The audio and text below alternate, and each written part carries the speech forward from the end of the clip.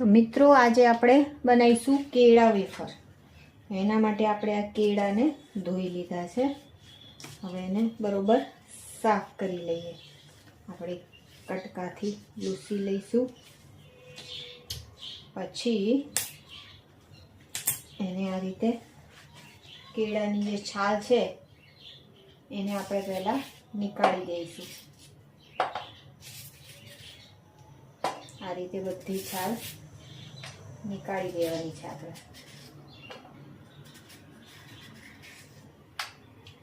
આપણે આ રીતે ઘરે જ બનાવીશું કેળા વેફર. આ રીતે કેળાની જે છાલ છે એ બધા જ કેળાની ઉતારી દઈશું.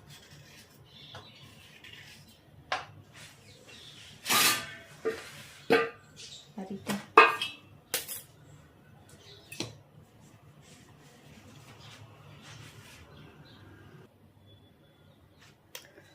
હવે આપણે લઈ લીધું છે તેલ એક કડાઈની અંદર. હવે તેલને ગરમ કરવા મૂકી દઈશું.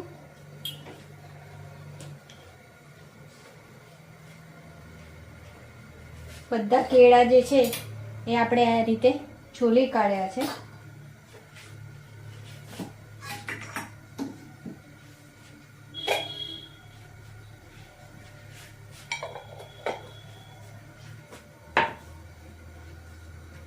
તેલ ગરમ થાય પછી આપણે વેફર પાડી દઈશું. ડાયરેક્ટ આપણે વેફર તેલમાં જ પાડી દઈશું.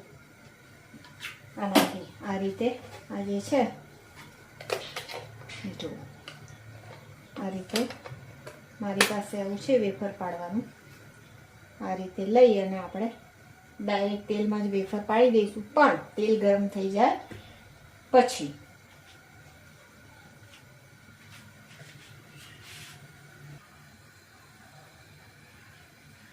હવે તેલ આવી ગયું છે એટલે હવે આપણે આ રીતે વેફર પાડી દઈશું.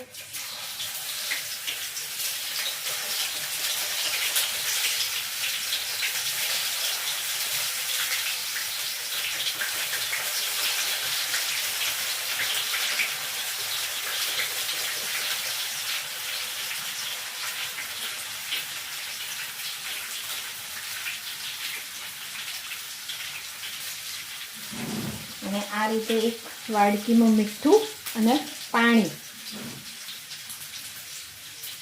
જો મીઠું તમારે મીઠાવાળી ના કરવી હોય, મોળી કરવી હોય તો આ કરવાની જરૂર નથી. પણ આ રીતે આવી રીતે પાણી અને મીઠું અને આ રીતે થોડા છીંટા નાખવાના એની અંદર. હવે એને પલટાઈ દઈશું આપણે. જો તમે જોઈ શકતા હશો એકદમ પતલી. બહારથી તમે લાવો છો એ તમને ખબર નથી કેવી રીતે બની છે, કયું તેલ વાપર્યું છે. તો આ રીતે તમે ઘરે બનાવી શકો છો.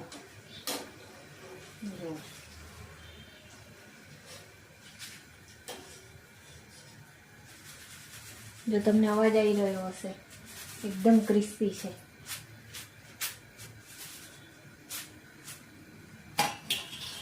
હવે આપણે ફરીથી એ જ રીતે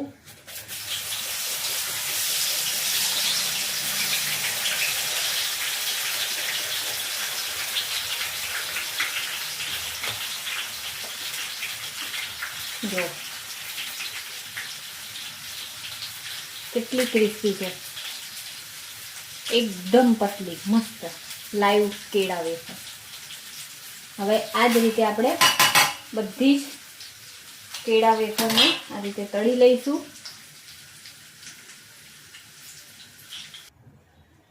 તો મિત્રો આપણે જે કેળાની વેફર છે, કિલો કેળા હતા એમાંથી થોડી તો ખાધી છે.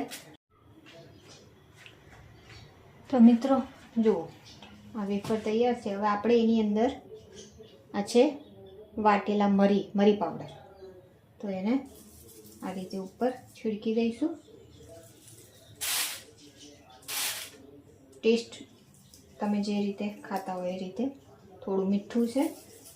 મીઠું આપણે તળતી વખતે થોડું પાણીથી અંદર છંટકાવ કર્યો છે એટલે બહુ જ ઓછું. અને કોઈ મોળી ખાતા હોય તો મોળી. તમે જોઈ શકો છો, જો કેવો અવાજ આવી રહ્યો છે. એકદમ ક્રિસ્પી, એટલી મસ્ત. જો એકવાર તમે આ રીતે બનાવીને ખાશો ને તો ફરી ક્યારની બહારથી લાવશો જ નહીં તમે. જુઓ કેટલો અવાજ આવે છે. જુઓ મસ્ત બની છે. જુઓ એકદમ મસ્ત. તો ચાલો મિત્રો, તમે પણ આવી જાઓ કેળા વેફર ખાવા અને તમે પણ આ રીતે બનાવજો.